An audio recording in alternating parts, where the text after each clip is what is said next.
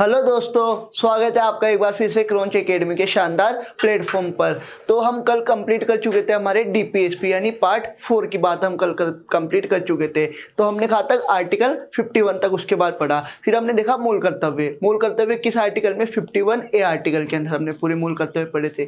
कितने मूल कर्तव्य पढ़े हमने? 11 मूल कर्तव्य। जो 11वां मूल कर्तव्य था वो 86th अमेंडमेंट 2002 के द्वारा जोड़ा गया था। वो क्या था? निःशुल्क शिक्षा का अधिकार, वो भी 6 वर्ष से 14 वर्ष तक की उम्र के बच्चों को। इसके बाद जो हम आज चालू करने वाले वो है भाग 5 यानी आर्टिकल 52। तो आर्टिकल 52 से हम स्टार्ट करेंगे, उसके बाद हम पढ़ेंगे आगे आगे उपराष्ट्रपति राष्ट्रपति की जो हम बात करेंगे आज। तो आज हमारे पास जो टॉपिक है वो है राष्ट्रपति यानी प्रेसिडेंट।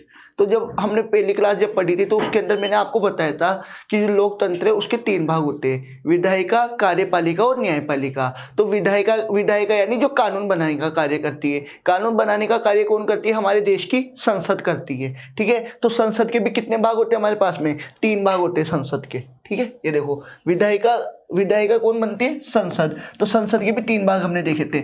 सबसे पहला भाग क्या था? लोकसभा। कौन सा भाग था? लोकसभा का। ठीक है, लोकसभा किस आर्टिकल में? आर्टिकल 81 के अंदर हमने देखा था। इसे हम निम्न सदन भी बोलते हैं। क्या बोलते हैं? निम्न सदन। ठीक है, इसके बाद हमने देखी थी राज्यसभा। ठीक है, राज्यसभा। तो राज्यसभा को हम क्या बोलते हैं? उच्च सदन। और ये किस आर्टिकल में आता है? आर्टिकल 80 के अंदर आता है हमारे पास में, उच्च सदन। ठीक है, फिर इसके बाद हमारे पास तीसरा आता है राष्ट्रपति।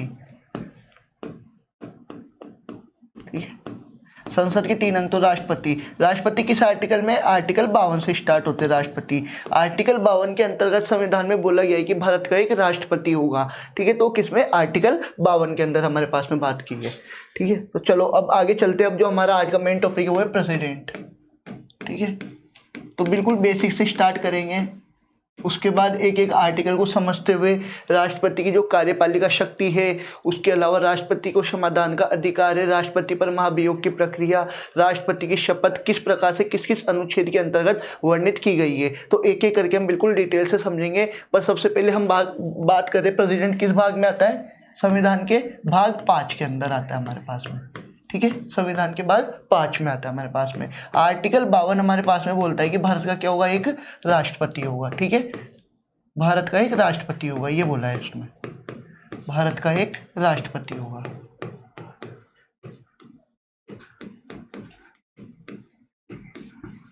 ठीक है, भारत का एक राष्ट्रपति होगा। अब क्या राष्ट्रपति क्या होता है? भारत का प्रथम नागरिक होता है। और जो प्रधानमंत्री जो समस्त कार्यवाही की जाती है राष्ट्र के देश के संचालन की, वो किसके द्वारा की जाती है? राष्ट्रपति के नाम पर ही की जाती है। अगर कोई 2 देशों के मध्य समझौता होता है, कोई भी ट्रेड डील जो साइन होता है, उसमें नीचे जो हस्ताक्षर होते हैं वो राष्ट्रपति के द्वारा किए जाते हैं। परंतु जो ये कार्यपालिका शक्ति होती है राष्ट्रपति की, परंतु जो वास्तविक प्रमुख होता है वो मंत्रिपरिषद और प्रधानमंत्री के हाथों में सर्वोच्च सत्ता होती है। ठीक है, अब इसके बाद जो हम बात करेंगे, हम देखेंगे राष्ट्रपति के जो मेन आर्टिकल्स है। एक एक आर्टिकल्स को बिल्कुल लिखेंगे। पहले हम तो बिल्कुल बेसिक कि आर्टिकल 52 से आर्टिकल 61 तक के आर्टिकल्स है। उसके अलावा संविधान में राष्ट्रपति का उल्लेख खा पे हमें देखने को मिलता है, और राष्ट्रपति के पास क्या क्या शक्तियाँ है जिनका उपयोग वो अपने स्वविवेक के अनुसार कर सकता है। ठीक है, एक एक करके आर्टिकल लिखना हम चालू करते हैं। तो सबसे पहले हम देखेंगे आर्टिकल 52। ठीक है, आर्टिकल 52 की हम बात कर रहे हैं। तो आर्टिकल 52 में बोला है कि भारत का एक राष्ट्रपति होगा। ठीक है, भारत का एक राष्ट्रपति होगा।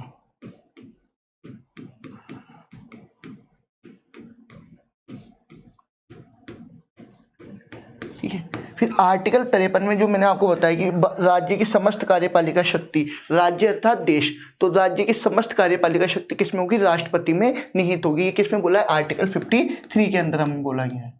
ठीक है, आर्टिकल 53 के अंदर बोला है कि समस्त कार्यपालिका शक्ति राष्ट्रपति में निहित होगी। समस्त कार्यपालिका शक्ति राष्ट्रपति में निहित होगी। ठीक है, राष्ट्रपति में निहित होगी। राष्ट्रपति में निहित होगी।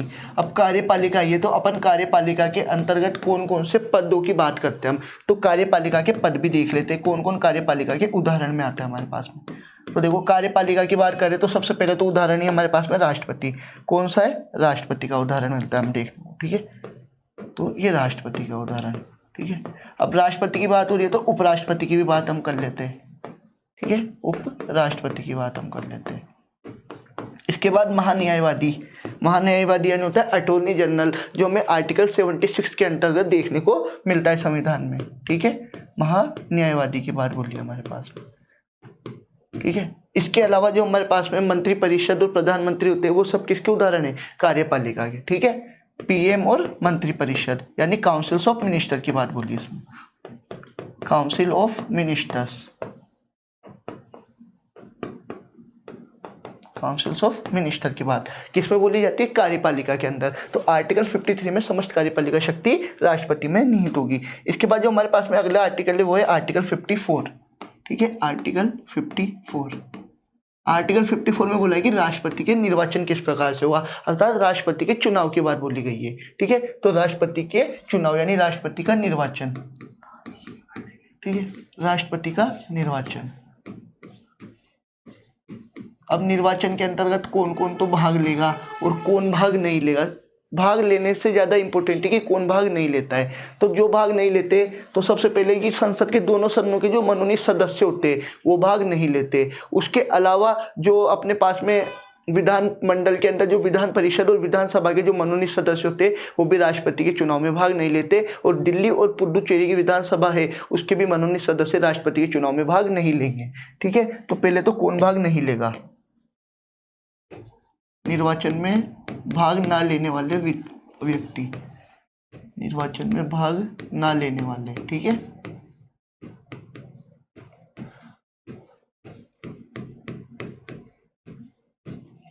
भाग ना लेने वाले निम्न प्रकार है हमारे पास में, ठीक है। अब मनोनीत सदस्य क्यों भाग नहीं लेते, क्योंकि राष्ट्रपति उनको मनोनीत करता है, इस वजह से मनोनीत सदस्य इसमें भाग नहीं लेते।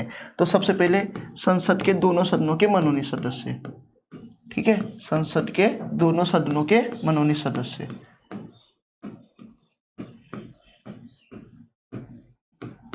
मनोनीत यानी जिनको नॉमिनेट किया जाता है राष्ट्रपति के द्वारा, ठीक है, मनोनीत सदस्य। फिर दूसरे हमारे पास में राष्ट्रपति जो राज्य विधानमंडल है यानी विधानसभा और विधान परिषद के मनोनीत सदस्य, विधान परिषद व विधानसभा के मनोनीत सदस्य, ठीक है। सब मनोनीत सदस्य एक भी भाग इसमें नहीं लेगा हमारे पास में।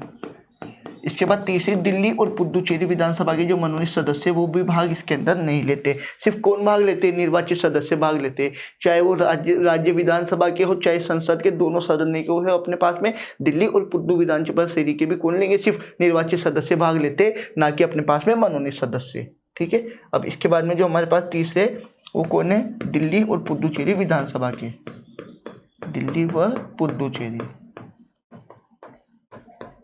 दिल्ली व पुडुचेरी विधानसभा के मनोनीत सदस्य भाग नहीं लेते, ठीक है। तीनों ही भाग नहीं लेते इसके अंदर हमारे पास में, मनोनीत सदस्य भाग नहीं लेते।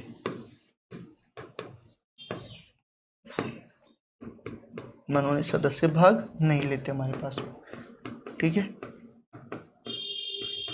अब एक बार हम पहले देखते हैं कि लोकसभा में कितनी सीटें थी हमारे पास, पहले 552 सीटें थी, ठीक है। 552 जो सीटें थी टोटल सीटों की संख्या की, तो 2 सीटें तो एंग्लो इंडियन की समाप्त कर दी थी हमने, ठीक है। 2 सीटें समाप्त किसकी हो गई थी, एंग्लो इंडियन की हमारे पास में। 2 सीटें समाप्त किसकी, आंग्ल इंडियन यानी एंग्लो इंडियन की, ठीक है, एंग्लो इंडियन की। किस संविधान संशोधन के द्वारा की गई थी हमारे पास में, 104th अमेंडमेंट 2020 के द्वारा, यानी 1004वें संविधान संशोधन 2020 के द्वारा हमारे पास में क्या कर दी गई थी, समाप्त कर दी गई थी। तो 104th अमेंडमेंट 2020 के द्वारा, ठीक है, 2 सीटें समाप्त हो गई। अब वर्तमान में जो सीटों की संख्या है वो है हमारे पास में 543 यानी 543 सीटों की बात इसके अंतर्गत बोली गई है हमारे पास में, ठीक है। इसके बाद आते हैं राज्यसभा। तो राज्यसभा की टोटल सीटें कितनी है हमारे पास में, 250 सीटें हमारे पास में। अब आप पूछोगे सर 250 सीटें, पर इन सीटों का बंटवारा किस प्रकार से किया गया है, खास से कितनों का चुनाव होता है। तो देखो 250 सीटें ना राज्यसभा की अपने पास में, तो 250 में से 5 सीटें जो है हमारे पास में वो पीओके, जो कि जो हमारे पास में आरक्षित क्षेत्र होता है, पीओके यानी जो पाकिस्तान वाला कश्मीर का इलाका है, तो 5 सीटें तो पीओके की, ठीक है। इसके बाद में हमारे पास अब कितनी बची, 245 सीटें। भाई 250 में से अगर 5 गई तो कितनी बची, 245। 245 में राष्ट्रपति कितने सदस्यों को मनोनीत करता है, 12 सदस्यों को मनोनीत करता है। कौन करता है, राष्ट्रपति हमारे पास में 12 सदस्य मनोनीत। ठीक है, 12 सदस्य मनोनीत किसके द्वारा किए जाते हैं, राष्ट्रपति के द्वारा किए जाते हैं। अब 245 में से 12 सदस्य मनोनीत हो गए तो हमारे पास बची सीटों की संख्या 233। ठीक है, 233 सीटें बची हमारे पास में। अब 233 में से हम जानते हैं हमारे पास केंद्र शासित प्रदेशों की संख्या कितनी है, 8। तो 8 सीटें तो किसकी, यूटी की।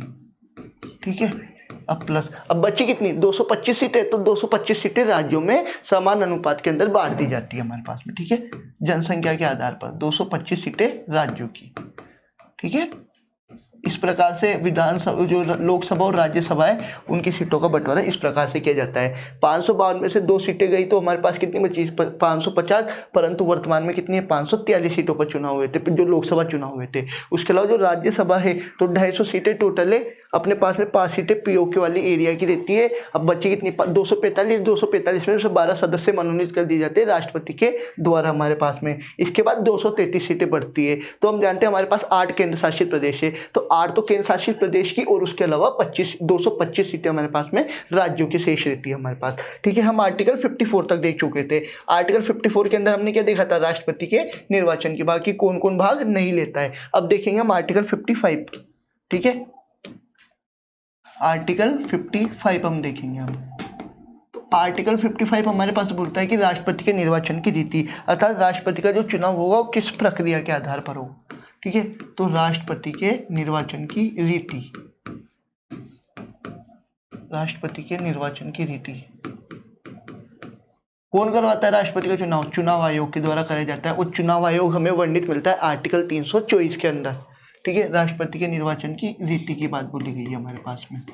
ठीक है, आर्टिकल 56 अगला जो हमारे पास आर्टिकल है वो है हमारे पास में आर्टिकल 56। आर्टिकल 56 बोलता है हमारे पास में कि राष्ट्रपति का कार्यकाल कितना होगा। ठीक है, राष्ट्रपति के कार्यकाल की बात बोली गई है। और संविधान में राष्ट्रपति का कार्यकाल कितने समय के लिए निश्चित किया गया है, 5 समय के लिए निश्चित किया गया है। क्या एक बार जो सदस्य राष्ट्रपति का चुनाव जीत जाता है वो क्या दोबारा राष्ट्रपति के चुनाव के लिए योग्य होता है, तो हाँ, इसके लिए कोई भी प्रावधान नहीं किया गया है कि एक ही बार आप राष्ट्रपति का चुनाव लड़ सकते हैं। इसके लिए असीमित प्रावधान है हमारे पास में, कोई भी व्यक्ति कितनी भी बार राष्ट्रपति का चुनाव लड़ सकता है और जीत सकता है। ठीक है, तो हमारे पास है आर्टिकल 56 राष्ट्रपति के कार्यकाल से संबंधित, यानी राष्ट्रपति का कार्यकाल जो हमारे पास बोला गया है।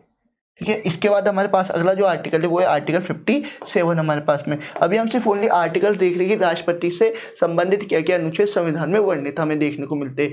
उसके बाद हम बिल्कुल डिटेल के अंदर एक एक पढ़ेंगे कि किस प्रकार से जो राष्ट्रपति का निर्वाचन है, जो हमने आर्टिकल 54 के अंदर देखा है, उसके अंदर कौन सदस्य भाग लेते हैं, फिर प्रत्येक विधायक के मत मूल्य का क्या सूत्र होता है, प्रत्येक संसद के जो मत मूल्य होता है, संसद का जो सांसद होता है उसका मत मूल्य का अलग अलग सूत्र होते हैं हमारे पास में। ठीक है, तो आर्टिकल 56 तक हम पढ़ चुके हैं। हमारे पास हम अगला आर्टिकल देख रहे हैं आर्टिकल 57 हमारे पास में। ठीक है, तो हमारे पास जो आर्टिकल 57 है, जो आर्टिकल 57 हमारे पास वो है राष्ट्रपति के चुनाव की अहर्ता है। ठीक है, राष्ट्रपति के पद की अहर्ता है हमारे पास में, राष्ट्रपति के पद की अहर्ता है। ठीक है, ये क्या है हमारे पास, राष्ट्रपति के पद की अहर्ता है। ठीक है, ये क्या है, आर्टिकल 58 हमारे पास बोलता है। अब हमारे पास 57 बोला है, अब हम पढ़ेंगे आर्टिकल 58 हमारे पास।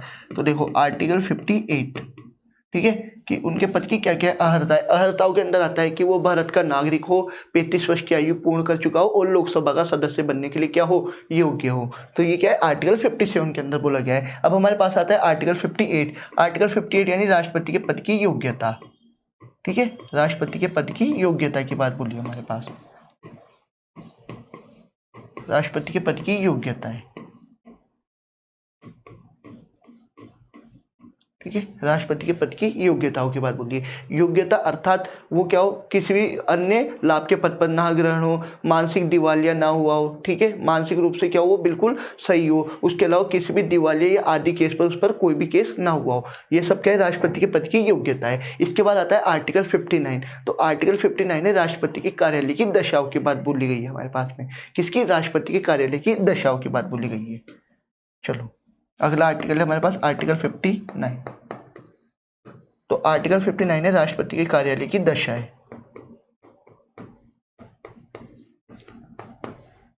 पहले बिल्कुल बेसिक से हम चालू कर रहे हैं, सिर्फ आर्टिकल्स लिख रहे हैं, उसके बाद एक एक डिटेल से एक एक चीज़ को पढ़ेंगे हम। राष्ट्रपति के कार्यालय की दशा, ठीक है। ये कौन सा आर्टिकल बोलता है हमारे पास? आर्टिकल 59 बोलता है हमारे पास। फिर इसके बाद आता है हमारे पास आर्टिकल 60। आप कोई भी एसएससी का एग्जाम देते हो तो डायरेक्टली सिर्फ ओनली आर्टिकल्स देके पूछता है कि उसमें लिखा हुआ क्या है हमारे पास, ठीक है। इसके बाद आता है हमारे पास आर्टिकल 60। तो आर्टिकल 60 हमारे पास में राष्ट्रपति की शपथ, यानी राष्ट्रपति द्वारा जो शपथ ग्रहण की जाती है। तो राष्ट्रपति को शपथ कौन दिलाता है? उच्चतम न्यायालय यानी सुप्रीम कोर्ट का मुख्य न्यायाधीश यानी सीजीआई। अगर द्रौपदी मुर्मू ने शपथ लिए तो उनको शपथ किसने दिलाई होगी? जो हमारे वर्तमान में जो हमारे मुख्य न्यायाधीश है वो है सूर्यकांत वर्मा, जो कौन से नंबर के? 53rd नंबर के हमारे पास में, ठीक है। अभी हमारे पास आर्टिकल 60, तो आर्टिकल 60 बोलता है हमारे पास राष्ट्रपति के द्वारा शपथ ग्रहण की जाती है जो, ठीक है। राष्ट्रपति द्वारा शपथ ग्रहण, राष्ट्रपति द्वारा शपथ ग्रहण की जाती है हमारे पास। ये किसमें? आर्टिकल 60 के अंदर हमारे पास में बोला है। इसके बाद हमारे पास जो अगला आर्टिकल है वो है आर्टिकल 61, ठीक है। पहले लिख लो, आर्टिकल 60 में राष्ट्रपति के द्वारा शपथ किसको दिलाई जाती है? सुप्रीम कोर्ट के मुख्य न्यायाधीश के द्वारा, ठीक है। सुप्रीम कोर्ट के मुख्य न्यायाधीश द्वारा, सुप्रीम कोर्ट के मुख्य न्यायाधीश के द्वारा, ठीक है। अगर मुख्य न्यायाधीश उपस्थित हो, अनुपस्थित हो या फिर किसी दशा के अंदर वो शपथ दिलाने योग्य ना हो तो फिर किसके द्वारा शपथ दिलाई जाएगी? तो सुप्रीम कोर्ट के वरिष्ठतम न्यायाधीश के द्वारा, ठीक है। सुप्रीम कोर्ट के वरिष्ठतम न्यायाधीश द्वारा, सुप्रीम कोर्ट के वरिष्ठतम न्यायाधीश द्वारा शपथ का प्रावधान हमें आर्टिकल 60 के अंदर देखने को मिलता है हमारे पास में, ठीक है। इसके बाद हमारे पास है अगला आर्टिकल, आर्टिकल 61 हमारे पास, ठीक है। तो हमारे पास जो अगला आर्टिकल है वो है आर्टिकल 61। आर्टिकल 61 में बोला है राष्ट्रपति पर महाभियोग यानी इम्पीचमेंट ऑफ प्रेसिडेंट। इम्पीचमेंट की बात करें कि किस प्रक्रिया के तहत राष्ट्रपति को उसके पद से हटाया जा सकता है, ठीक है। तो हमारे पास है राष्ट्रपति पर महाभियोग। अगला आर्टिकल कौन सा हमारे पास में? राष्ट्रपति पर महाभियोग, राष्ट्रपति पर महाभियोग। किस आर्टिकल में बोला है? आर्टिकल 61 के अंतर्गत हमारे पास में ये बात बोली गई है। इसके बाद आर्टिकल 61 तक हम क्या कर चुके हैं? कंप्लीट। देखो आर्टिकल 52 से हमने चालू करा, ठीक है। तो 52 में राष्ट्रपति होगा, 53 में कार्यपालिका शक्ति बोली गई है हमारे पास, 54 में राष्ट्रपति का निर्वाचन किस प्रकार से होगा, 55 के अंदर हमारे पास में दिया है राष्ट्रपति के निर्वाचन की रीति, 56 में राष्ट्रपति के कार्यकाल की बात, 57 में पद की अर्हताएं, 58 में पद की योग्यताएं, 59 में कार्यालय की दशाएं, 60 के अंदर शपथ, 61 में राष्ट्रपति पर महाभियोग, ठीक है। फिर इसके बाद हम डायरेक्ट अगले आर्टिकल पर चलेंगे, वो है आर्टिकल 71। ये तो मेन आर्टिकल्स है, परंतु इनके अलावा राष्ट्रपति को और क्या क्या शक्तियां प्राप्त है कि राष्ट्रपति अपने स्वविवेकानुसार इन शक्तियों का प्रयोग संविधान के जो अनुच्छेद है उनमें वर्णित है उसके अनुसार कर सकता है, ठीक है। तो हमारे पास अगला आर्टिकल आता है आर्टिकल 71, ठीक है। आर्टिकल 71 हमारे पास आता है। तो आर्टिकल 71 के अंतर्गत ये बात बोली गई है कि अगर राष्ट्रपति और उपराष्ट्रपति के चुनाव में कोई भी विवाद उत्पन्न होता है तो उसका जो बंटवारा है यानी सुलझावला है वो कौन करेगा? सुलझाव उसका वो किया जाएगा उच्चतम न्यायालय के द्वारा, ठीक है। तो राष्ट्रपति व उपराष्ट्रपति के चुनाव में क्या अगर कोई भी विवाद उत्पन्न हो, राष्ट्रपति व उपराष्ट्रपति, ठीक है, के चुनाव के विवाद में, चुनाव में विवाद के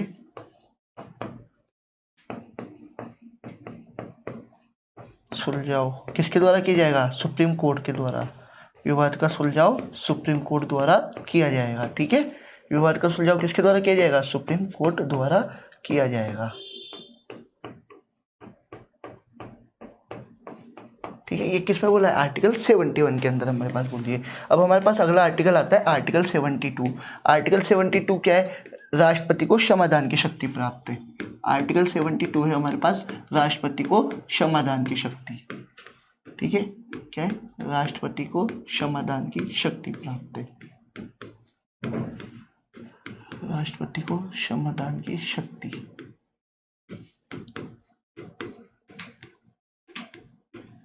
ये किसमें हमारे पास में आर्टिकल 72 के अंदर हमारे पास बोलिए राष्ट्रपति कितने प्रकार से 5 प्रकार की क्षमादान शक्ति होती है उनके पास में। एक तो लघुकरण, एक दंड को बिल्कुल माफ कर सकता है, एक सजा की अवधि को कम करके और सजा का जो रूप है उसको बदला जा सकता है। जैसे अगर किसी को आजीवन कारावास की सजा हुई है तो राष्ट्रपति उसको करके 10 साल की सजा यानी उसको क्या कर सकता है, वो परिवर्तित कर सकता है और 10 साल की सजा का प्रावधान भी इसके अंदर बोला गया है आर्टिकल 72 में। फिर आता है आर्टिकल 74 हमारे पास में। अगला आर्टिकल क्या है, आर्टिकल 74। प्रधानमंत्री की नियुक्ति की जाती है मंत्रिपरिषद की सलाह पर, तो वो कौन करता है, राष्ट्रपति करता है। तो आर्टिकल 74 में प्रधानमंत्री की नियुक्ति की बात बोली गई है। ठीक है, आर्टिकल 74 हमारे पास में पीएम की नियुक्ति मंत्रिपरिषद की सलाह पर की जाती है। पीएम की नियुक्ति मंत्रिपरिषद की सलाह पर, मंत्रिपरिषद की सलाह पर। ठीक है, मंत्रिपरिषद की सलाह पर की जाती है हमारे पास में, मंत्रिपरिषद की सलाह पर। ये पूरी पीपीटी अपने पास लगी हुई है इसके अंदर, पर पहले पीपीटी देखने से पहले एक बार अपन खुद ही लिखते कि अपने को कितना आता है, उसके बाद एक एक करके जो हम पीपीटी में अंदर देखेंगे। ये जो मैंने आपको बताया कि इसके अंदर जो चुनाव की बात बोली गई है, जो इस शर्तों की बात बोली गई है, पद अवधि की बात बोली गई है, किसके द्वारा ग्रहण किया जाता है क्या, पीपीटी करने से पहले अपन खुद लिखते एक बार खुद से, फिर उसके बाद में पीपीटी को देखेंगे बाद में। ठीक है, तो आर्टिकल 74 हमारे पास बोला गया है। ठीक है, फिर इसके बाद आता है अगला आर्टिकल, आर्टिकल 75 हमारे पास में। अब देखो 74 के अंदर तो मंत्रिपरिषद ने बोल दी। ठीक है, अब देखो मंत्रिमंडल का उल्लेख अभी भी नहीं मिला है, कैबिनेट शब्द का उल्लेख हमें जरूर मिला था। किस अमेंडमेंट के द्वारा, 42 अमेंडमेंट 1976 के द्वारा कैबिनेट जोड़ा गया था हमारे पास में।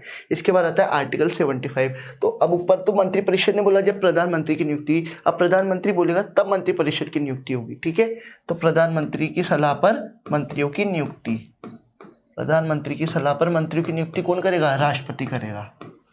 ठीक है, पीएम की सलाह पर मंत्रियों की नियुक्ति कौन करता है, राष्ट्रपति करता है। ठीक है, इसके बाद हमारे पास आता है आर्टिकल 76। आर्टिकल 76 होता है महान्यायवादी यानी अटॉर्नी जनरल की बात बोली गई है। इसकी नियुक्ति भी किसके द्वारा की जाती है, राष्ट्रपति के द्वारा। महान्यायवादी को संसद के अंदर वोट देने के अलावा बहसबाजी का अधिकार भी होता है, वो किसी पर भी भाषण भी दे सकते हैं, परंतु उन्हें सिर्फ एक अधिकार प्राप्त नहीं होता है महान्यायवादी को, वो है वोट का अधिकार। ठीक है, अब हमारे पास आर्टिकल 76 हमारे पास में, आर्टिकल 76 यानी महान्यायवादी की नियुक्ति की जाती है। किसकी नियुक्ति की जाती है, राष्ट्रपति के द्वारा महान्यायवादी की नियुक्ति की जाती है। जब आर्टिकल्स पूरे हो जाएंगे उसके बाद हम एक बार देखेंगे कि राष्ट्रपति के पास जो शक्ति आएगी, किन किन को नियुक्त कर सकता है, वो भी हम बिल्कुल डिटेल के अंदर लिखेंगे। ठीक है, महान्यायवादी की नियुक्ति की जाती है। चलो, आर्टिकल 76 के अंदर बोला है। इसके बाद हमारे पास अगला आर्टिकल आता है आर्टिकल 77 यानी भारत सरकार के कार्य का संचालन। अभी मैंने आपको बताया था कोई भी दो देशों के मध्य कोई भी ट्रेड डील साइन होती है या कोई भी एग्रीमेंट साइन होता है तो उसके नीचे जो साइन किए जाते हैं वो किसके रहते हैं, राष्ट्रपति के रहते हैं। प्रधानमंत्री, राष्ट्रपति के पास क्या हुई, कार्यपालिका शक्ति अर्थात सिर्फ साइन करने की। जो मेन शक्ति होती है वो किसके पास होती है, प्रधानमंत्री और मंत्रिपरिषद के पास में। ठीक है, आर्टिकल 77 भारत सरकार के कार्य का संचालन की बात बोली गई है। ठीक है, वो किसके साइन होते नीचे, राष्ट्रपति के होते। तो भारत सरकार के कार्य का संचालन, भारत सरकार के कार्य का संचालन, भारत सरकार के कार्य का संचालन। ठीक है, इसके बाद हमारे पास आता है आर्टिकल 78। कौन सा आर्टिकल आएगा हमारे पास में, आर्टिकल 78 आएगा हमारे पास में। ठीक है, तो ये देखो आर्टिकल 78 हमारे पास में आता है। ठीक है, आर्टिकल 78 के अंदर प्रधानमंत्री का यह दायित्व होगा कि वो समस्त जो जितनी भी रिपोर्ट्स आती है, चाहे वो केक की रिपोर्ट हो, चाहे हमारे पास में अन्य किसी भी जो संसद से संबंधित रिपोर्ट आती है, वो किसके समक्ष प्रस्तुत करेगा, राष्ट्रपति के समक्ष प्रस्तुत करेगा। ठीक है, इसके बाद हमारे पास आता है आर्टिकल 78। तो आर्टिकल 78 आता है कि प्रधानमंत्री, एक सेकंड क्यों हो गई है, आर्टिकल 78 आता है हमारे पास में, प्रधानमंत्री राष्ट्रपति के समक्ष कभी रिपोर्ट पेश करेगा। ठीक है, प्रधानमंत्री राष्ट्रपति के समक्ष रिपोर्ट प्रस्तुत करेगा। ठीक है, प्रधानमंत्री राष्ट्रपति के समक्ष रिपोर्ट प्रस्तुत करेगा। किसमें बोलता है ये, आर्टिकल 78 बोलता है हमारे पास में, प्रस्तुत करेगा। अब हमने एक बात और देखी थी, अभी हमने देखा था कि राज्यसभा के अंदर 250 सीटें थी, 5 सीटें पीओके की हमने छोड़ दी थी, तो 245 बची थी। 245 में से जो 12 सदस्य थे वो मनोनीत किए जाते थे, किसके द्वारा? राष्ट्रपति के द्वारा।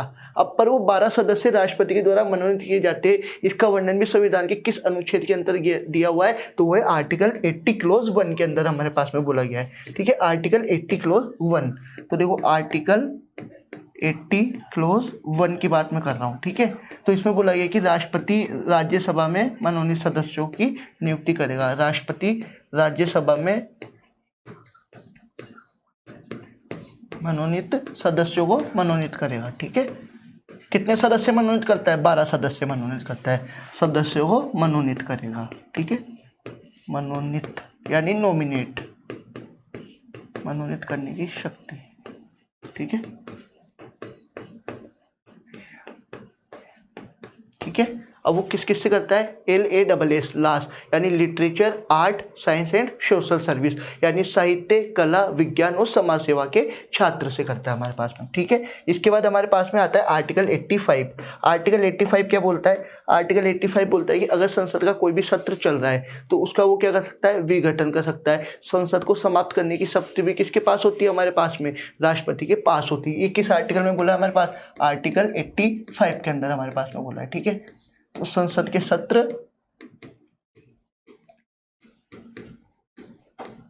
ठीक है और विघटन की शक्ति, संसद के सत्र विघटन की शक्ति की बात बोली हमारे पास में, विघटन की शक्ति की बात बोली है। ठीक है, इसके बाद हमारे पास अगला आर्टिकल आता है आर्टिकल 87। तो आर्टिकल 87 में बोला गया कि राष्ट्रपति का विशेष अभिभाषण होगा, अर्थात राष्ट्रपति क्या दोनों सदनों को संबोधित करता है। वो किस आर्टिकल के अंतर्गत करता है? हमारे पास में संविधान के अंदर आर्टिकल 87 में करता है। ठीक है, तो हमारे पास है अगला आर्टिकल, आर्टिकल 87। आर्टिकल 87 में राष्ट्रपति के विशेष अभिभाषण की बात बोली हमारे पास में। ठीक है, राष्ट्रपति का विशेष अभिभाषण, विशेष अभिभाषण आज बिल्कुल बेसिक पढ़ रहे हैं हम, कल से जो ये एक एक करके समझेंगे। ठीक है, राष्ट्रपति का विशेष अभिभाषण। पहले आप जान तो लो कि राष्ट्रपति पूरे संविधान में किस किस अनुच्छेद के अंदर वर्णित है, क्योंकि पूरा संविधान जो है हमारे पास में 395 अनुच्छेदों से बना हुआ है। तो उसमें कौन कौन से आर्टिकल्स जो कि राष्ट्रपति से संबंधित है, और ये अपकमिंग एग्जाम्स रहती है, अगर एक लाइन में कोई सा भी फैक्ट पूछ लिया आपसे राष्ट्रपति से संबंधित तो आप क्या उसको डायरेक्ट टिक कर सकते हो अपने पास में। ठीक है, इसके बाद हमारे पास में अगला आर्टिकल आता है आर्टिकल 111। कौन सा आर्टिकल? 111 आता है। आपने सुना है राष्ट्रपति के पास वीटो पावर होती है। कौन सी पावर होती है? वीटो पावर होती है। तो किस आर्टिकल के अंदर होती है? आर्टिकल 111 में हमारे पास में वर्णित है। क्या है? राष्ट्रपति के पास वीटो पावर। ठीक है, राष्ट्रपति के पास वीटो पावर, राष्ट्रपति की वीटो शक्ति। कौन कौन सी? एक तो आंतरिक वीटो होती है हमारे पास में, एक पॉकेट वीटो। इस प्रकार से वीटो शक्ति की बात हमारे पास में बोली गई है। ठीक है, पॉकेट वीटो अर्थात वो उसको क्या कर सकता है? अपनी जेब के अंदर यानी अपने पास ही क्या कर सकता है? संरक्षित रख सकता है। आर्टिकल 111। फिर आता है आर्टिकल 112। आर्टिकल 112 में हमारे पास में वार्षिक वित्तीय विवरण। पूरे संविधान में कहीं भी बजट शब्द का उल्लेख देखने को हमें नहीं मिलता है, हमारे पास है आर्टिकल 112 की बात बोली गई है। ठीक है, तो आर्टिकल 112 हम देखेंगे अब अगला। ठीक है, आर्टिकल 112 है हमारे पास वार्षिक वित्तीय विवरण। जो धन विधेयक संसद में प्रस्तुत किया जाता है तो राष्ट्रपति की पूर्वानुमति से किया जाता है। पास होने के बाद में राष्ट्रपति उस पर पुनर्विचार के लिए उसे नहीं भेज सकता है, क्योंकि वो पेश ही किसकी अनुमति से हुआ है? पूर्वानुमति राष्ट्रपति की। तो उस पर राष्ट्रपति क्या है? वापस पुनर्विचार नहीं कर सकता है हमारे पास में। ठीक है, आर्टिकल 112 हमारे पास में वार्षिक वित्तीय विवरण, वार्षिक वित्तीय विवरण की बात बोली हमारे पास में। ठीक है, वार्षिक वित्तीय विवरण यानी एनुअल फाइनेंशियल स्टेटमेंट की बात हमारे पास में बोली गई है। ठीक है, एनुअल फाइनेंशियली स्टेटमेंट। ठीक है, एनुअल फाइनेंशियल स्टेटमेंट की बात हमारे पास में बोली गई है। ठीक है, किसकी अनुमति से? राष्ट्रपति की पूर्व अनुमति से संसद में पेश किया जाता है हमारे पास में। इसके बाद हमारे पास अगला आता है आर्टिकल 123। कौन सा आर्टिकल है? 123 है हमारे पास में अगला आर्टिकल। तो देखो आर्टिकल 123 की बात हमें बोली है। ठीक है, आर्टिकल 123 में राष्ट्रपति को क्या है? अध्यादेश जारी करने की शक्ति होती है। अगर संसद के दोनों ही सदन क्या हो? सत्र में ना हो तो संसद के अंदर एक अध्यादेश जारी किया जाता है राष्ट्रपति के द्वारा, और उसको क्या आहूत किया जाता है। तो राष्ट्रपति द्वारा अध्यादेश जारी करने की शक्ति यानी ordinance passed by the principal की बात, वो प्रेसिडेंट की बात बोली गई है हमारे पास। राष्ट्रपति द्वारा अध्यादेश जारी करने की शक्ति। ठीक है, आर्टिकल 123 बोलता है हमारे पास में राष्ट्रपति द्वारा अध्यादेश जारी करने की शक्ति। अध्यादेश यानी होता है ऑर्डिनेंस, ठीक है, अध्यादेश जारी करने की शक्ति, अध्यादेश जारी करने की शक्ति हमारे पास में बोली गई है। ठीक है, राष्ट्रपति द्वारा अध्यादेश जारी करने की शक्ति। इसके बाद हमारे पास आता है आर्टिकल 143। ठीक है, अगला आर्टिकल कौन सा हमारे पास में, आर्टिकल 143 हमारे पास में। तो आर्टिकल 143 के अंदर हमारे पास बोला गया है कि राष्ट्रपति को ये अधिकार है कि वो सुप्रीम कोर्ट से क्या विचार विमर्श कर सकता है किसी भी मामले के ऊपर। तो राष्ट्रपति को ये अधिकार प्राप्त है कि वो सुप्रीम कोर्ट से क्या विचार विमर्श कर सकता है, यानी शक्ति प्राप्त है। ठीक है, राष्ट्रपति को सुप्रीम कोर्ट से विचार विमर्श की शक्ति, सुप्रीम कोर्ट से विचार विमर्श की शक्ति, सुप्रीम कोर्ट से विचार विमर्श की शक्ति की बात बोली गई है हमारे पास में। ठीक है, विचार विमर्श की शक्ति की बात किस आर्टिकल में बोली गई है, आर्टिकल 143 के अंदर बोली गई है। इसके बाद हमारे पास आता है अगला आर्टिकल जो राष्ट्रपति से रिलेटेड है। आपातकालीन शक्ति अपन बहुत सारी देखते हैं। आपातकालीन शक्ति 3 प्रकार के होते हैं हमारे पास में, एक तो राष्ट्रीय आपातकाल, एक वित्तीय राष्ट्रपति शासन और एक तीसरा वित्तीय आपातकाल। तो वो 3 जो शक्तियाँ हमारे पास में कौन कौन सी है। ठीक है, तो देखो आपातकालीन शक्तियों के प्रावधान की हम बात कर रहे हैं। ठीक है, हमारे पास है अगला आपातकालीन शक्तियाँ। ठीक है, आपातकालीन शक्तियाँ, आपातकालीन शक्तियाँ हमारे पास में बोली गई है। ठीक है, आपातकालीन शक्तियों की बात हमारे पास में बोली गई है।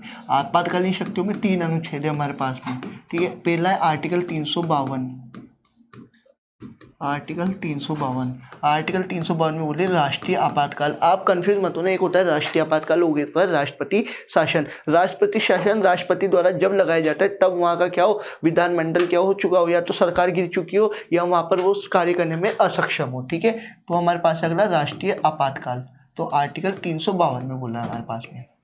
ठीक है, राष्ट्रीय आपातकाल की बात बोली, युद्ध जैसे संकट की स्थिति के अंदर बात बोली गई है। इसके बाद हमारे पास अगला आर्टिकल है आर्टिकल 356 हमारे पास में। तो आर्टिकल 356 है हमारे पास राष्ट्रपति के शासन से संबंधित। ठीक है, कौन सा हमारे पास, राष्ट्रपति शासन की बात बोली गई है हमारे पास में आर्टिकल 356 में। इसके बाद हमारे पास अगला आर्टिकल है आर्टिकल 360। कौन सा आर्टिकल है हमारे पास, आर्टिकल 360 है हमारे पास में। ठीक है, आर्टिकल 360, आर्टिकल 360 में हमारे पास वित्तीय आपातकाल। आज तक भारत में एक भी बार वित्तीय आपातकाल का प्रावधान लागू नहीं किया गया है। ठीक है, आर्टिकल 360 हमारे पास में वित्तीय आपातकाल, वित्तीय आपातकाल। प्रेसिडेंट रूल है ऊपर वाले का, ये है हमारे पास में राष्ट्रीय आपातकाल यानी नेशनल इमरजेंसी। ठीक है, नेशनल इमरजेंसी, नेशनल इमरजेंसी। राष्ट्रपति शासन होता है प्रेसिडेंट रूल। ठीक है, प्रेसिडेंट रूल। इसके बाद हमारे पास है वित्तीय आपातकाल यानी फाइनेंशियल इमरजेंसी, फाइनेंशियल इमरजेंसी। ठीक है, ये किसमें, आर्टिकल 360 के अंदर हमारे पास में बोला गया है। ठीक है, तो हमने आर्टिकल देखे पहले तो इससे रिलेटेड। पर आप पहले मुझे एक बात बताओ, मैंने आपसे एक चीज़ बोली थी कि राष्ट्रपति किन किन की नियुक्ति करता है, ये भी हमें इसके अंदर देखना है। ठीक है, तो राष्ट्रपति के पास क्या क्या शक्ति है, तो नियुक्ति, राष्ट्रपति द्वारा नियुक्ति, राष्ट्रपति द्वारा नियुक्ति, राष्ट्रपति द्वारा नियुक्ति हमारे पास में। ठीक है, राष्ट्रपति द्वारा नियुक्ति हमारे पास में। तो देखो किन किन की नियुक्ति करता है, तो सबसे पहले हमारे पास जो मेन नाम आता है वो है हमारे पास में किसका, प्रधानमंत्री का। ठीक है, प्रधानमंत्री के बाद दूसरा नाम हमारे पास आएगा मंत्री परिषद। जितने भी मंत्री होते हैं तो मंत्रियों की नियुक्ति किसके द्वारा की जाती है, राष्ट्रपति के द्वारा की जाती है। ठीक है, मंत्रियों की नियुक्ति। आर्टिकल्स हम इनके पीछे देख चुके हैं, आर्टिकल 74 और 75 की बात हम कर चुके हैं। इसके बाद में हमारे पास में तीसरा आता है महान्यायवादी। महान्यायवादी यानी अटॉर्नी जनरल, यानी आर्टिकल 76 की बात बोली हमारे पास में। ठीक है, महान्यायवादी क्या होता है, अटॉर्नी जनरल, अटॉर्नी जनरल की बात हमारे पास में बोली गई है। ठीक है, अटॉर्नी जनरल किस आर्टिकल में, आर्टिकल 76 में हमारे पास में। इसके बाद में हमारे पास अगला आर्टिकल जो है हमारे पास में, राष्ट्रपति क्या करता है, सदस्यों को मनोनीत करता है। ठीक है, नियुक्ति नहीं मनोनीत होती है हमारे पास में। इसके बाद में हमारे पास अगला जो है हमारे पास में नियुक्ति की जाती है केग की, यानी controller and auditor general of India, महालेखा एवं लेखा नियंत्रक परीक्षक की बात बोली गई है। क्या है केग की फुल फॉर्म, आर्टिकल 148 में कंट्रोलर, कंट्रोलर एक मिनट, कॉम्प्ट्रोलर की बात बोली गई है, comptroller and auditor general of India, ठीक है, and auditor general of India, auditor general of India, लेखा एवं महालेखा नियंत्रक परीक्षक की बात बोली गई है हमारे पास में। किस आर्टिकल के अंदर है? आर्टिकल 148 के अंदर बोला गया है हमारे पास। क्या बोला गया है? आर्टिकल 148 के अंदर बोला गया है, ठीक है। चलो, आर्टिकल 148 के अंदर ये बात हमारे पास में बोली गई है, ठीक है।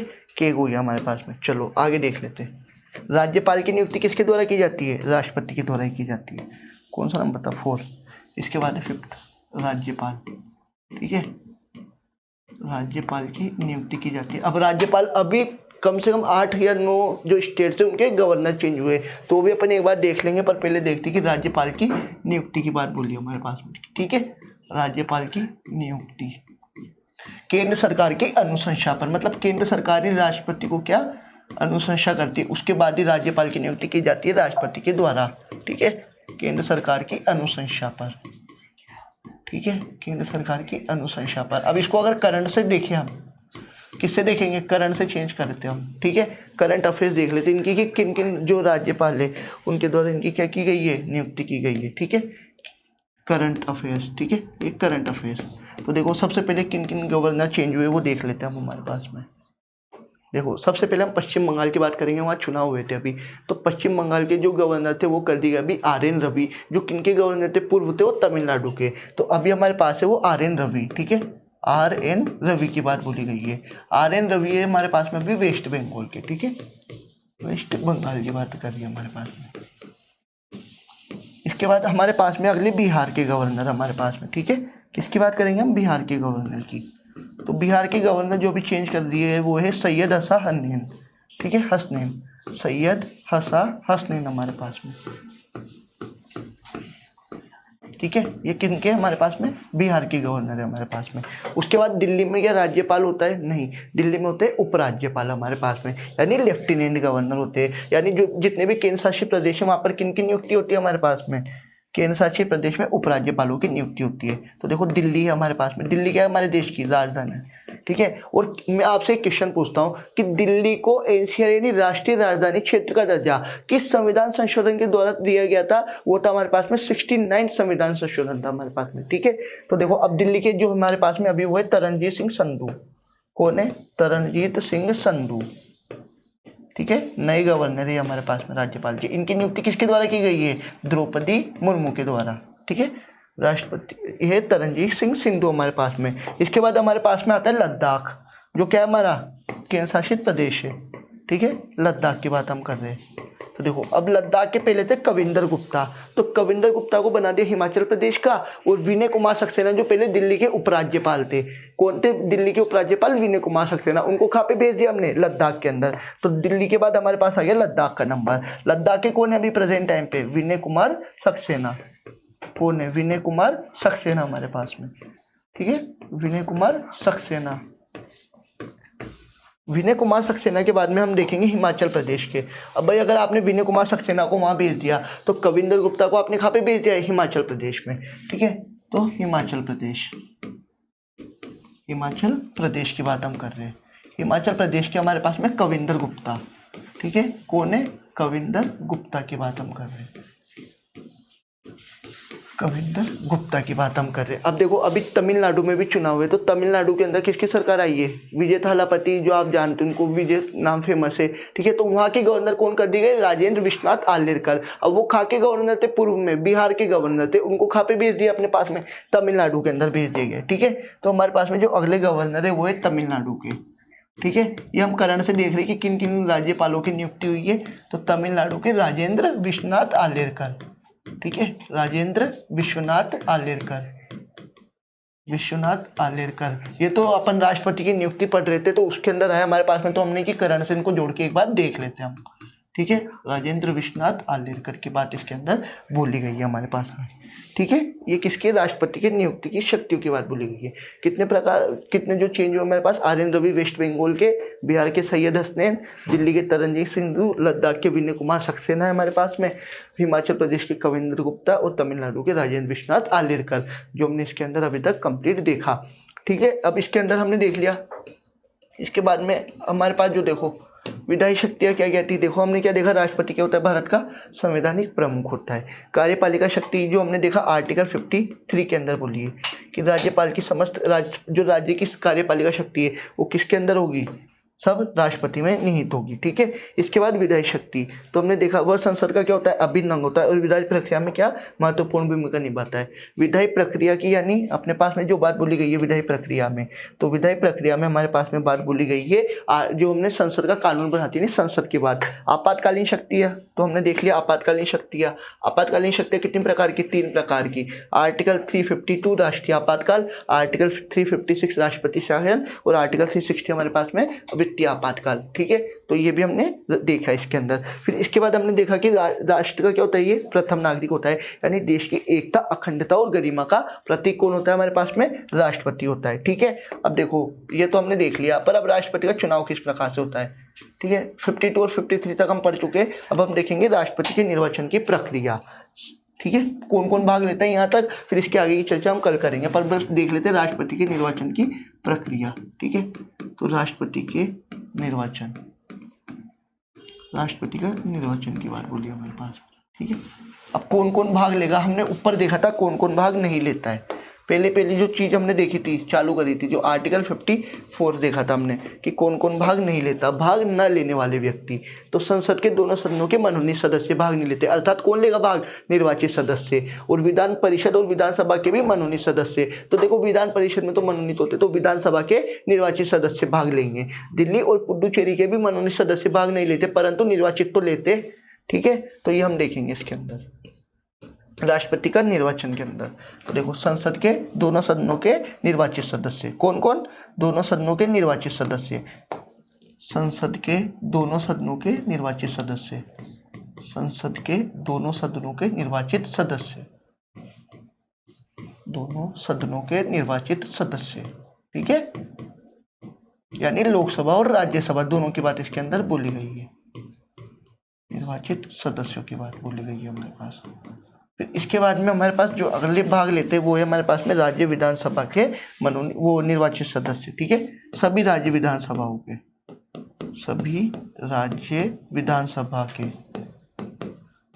कौन, निर्वाचित सदस्य, निर्वाचित सदस्य।